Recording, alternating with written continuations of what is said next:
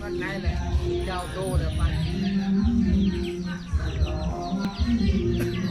สบายดีเนาะวันนี้ก็ได้มาแบบติดตามอาการคนป่วยอยู่บ้านนี่เนาะ ชอบเพชร ยอมเพชรกระแค่เนาะ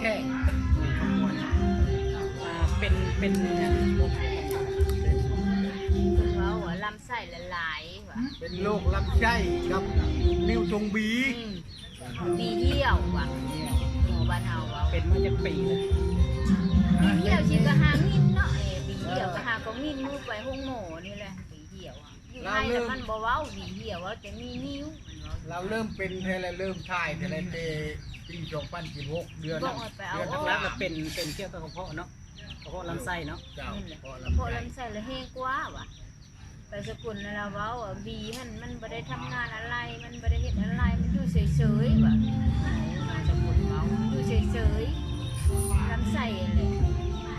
แห้งว่ะ ใส่ตะเก้าอากาศไปเลยลำไส้ อาการถ่ายแล้วโอ้ถ่ายก็โอ้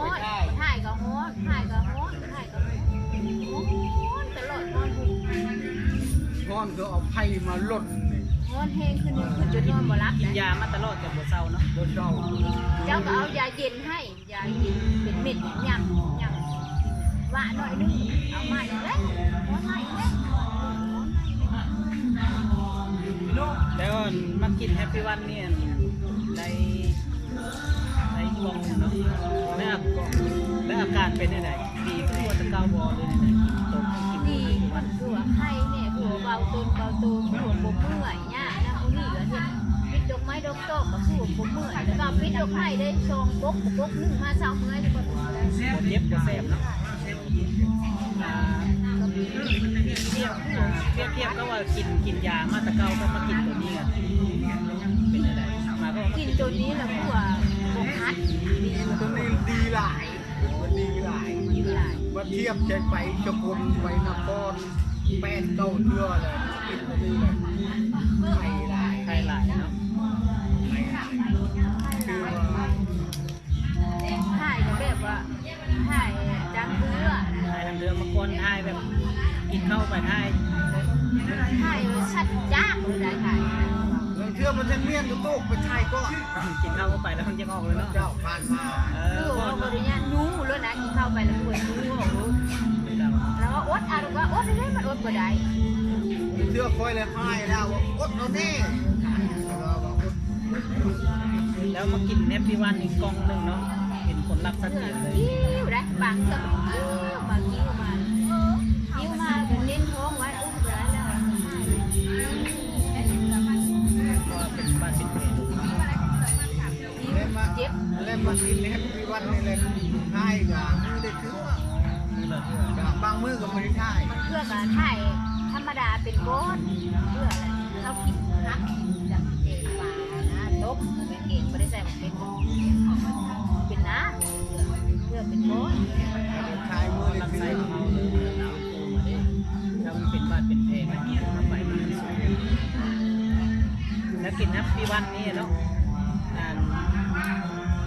ดีมันบอกดีขึ้นหลายขึ้นกว่าตะเกาดีขึ้นหลายกว่าตะเกาเนาะ เจ้า เทียบเบิ่งกินยารักษามาโดนแล้วกินมาจักปีแล้ว แค่มาเทียบเจยาอันนั้นจะเป็นเป่าแล้วกิน คลินิกเนี่ยเราได้เงินน้ำข่อยจะตัวเลยล้านแล้ว บนเทียบ เราเอาเรายาเรามาแต่เบี้ยงสิเลยยาเรามาแต่เบี้ยง ตัวเบิ่งก็ได้ ตัวเบิ้งก็ได้ ผลลัพธ์นี่ก็ได้ว่ากินตัวนี้ดีเนาะดีหลาย เจ้าเจ้า กินได้จักมื้อเลยกล่องนึงเนาะ ยังเม็ดนึง เม็ดเดียว ไม่เดี๋ยวว่ามือเล่งอยู่ กินได้ประมาณ มาไล่เลย เนาะ มาไล่เลยประมาณ11มือ อ๋อไม่ละ11 ประมาณอันกินสปิดเลยมือเลยเม็ดเลยจุก7มือที่8เลยกินมือเลยชีเม็ดได้ชีเม็ด กินได้11มื้อนี่อาการมันดีขึ้นหลาย เจ้าดีนะ ทายนี่ก็บ่ทายดูมื้อละเทื่อ มือเลยชี เจ็บ แล้วก็ปวดปวดอีกก็แม่หน่อยถ่ายได้หรอปวดอีกถ่ายได้ไปแล้วซักยาบำรุงให้ก็คือซักลงน้ำลงในยังเมื่อย ยักยากินยาโว้จะเป็นเป่าเลยนะเป็นเป่าปุยเลย จนนะจนกระดันนะมูนี่ ซักยาให้ พ่อคงมองคือเดียวก็ไม่ได้เข้าหมอ เขาเจ้ากับปวดลำไส้ แต่อันประตูมันขึ้นเลื่อนนี่ก็มออยากหอด จ้อยในเบียร์ลงไปนี่เจ้าใส่ยาล้างเสื้อลาย แต่มากินมีอันอาทิตย์หนึงเนาะ10 วันเนาะ11 วันเนาะ 11 วัน โอ้สุดที่ มือ ดี ตี หลาย ชีวิตแต่ยังเม็ดนึงนี่ ยาวอันนี้ก็คือผลลัพธ์เนาะคนเนี่ยในตู้เป็นในตู้ซื้อไหน ชมหวัง แม่สมหวังอยู่บ้าน ดอกเพช จ ร อมเพชรเมืองตะแคกเนาะเป็นเกี่ยวกับกระเพาะลำไส้เนาะอักเสบบอเป็นแผลนะแต่รักษามาโดนกับเศร้าเนาะแล้วก็มากินสมุนไพรให้ปีวันเนาะปีวันของอันพยนต์ภูมิเย็นเนาะจากบริษัทแฮปปี้เก่าๆเป็นกินประมาณ11 วันอาการก็ดีขึ้นเนาะได้มาติดตามดูแลอาการเนาะสัมผัสเล็กน้อยเพื่อเป็นตัวอย่างสำหรับคนที่เป็นโรคกระเพาะลำไส้หรือว่าโรคกระเพาะหรือเสียวต่างๆเนาะมีกินแฮปปี้วันอันนี้การันตีจากผู้ใช้เองเนาะแต่วันดีแม่นอนขึ้นหลายเนาะเดี๋ยว แต่ถ้ากินยาพานมากก็บ่มีตัวใดอ่ะบ่อยู่ว่าปกติดี กับ มื มื อ อ ดี เมื่อย ด บ่เมื่อยอ่อนแอลงบ่โชดโซมลงแต่ละมืออันนี้กินข้าวกับย่ำคือบ่มีน้ำลาย ตามไปรอดแล้วเพราะว่าตาม กิ ไป น ร ข้า อ ว ด กับชีส เมื่อย เล่าหาอีกกินข้าวกับชีสกับบ่แซ่บสุดแล้ว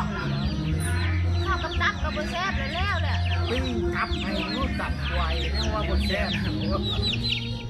ยาวๆอันนี้กันเนาะมาสัมภาษณ์เล็กน้อยเนาะเดี๋ยวจะติดตามต่อไปเนาะว่ากล้องที่2และอาการจะเป็น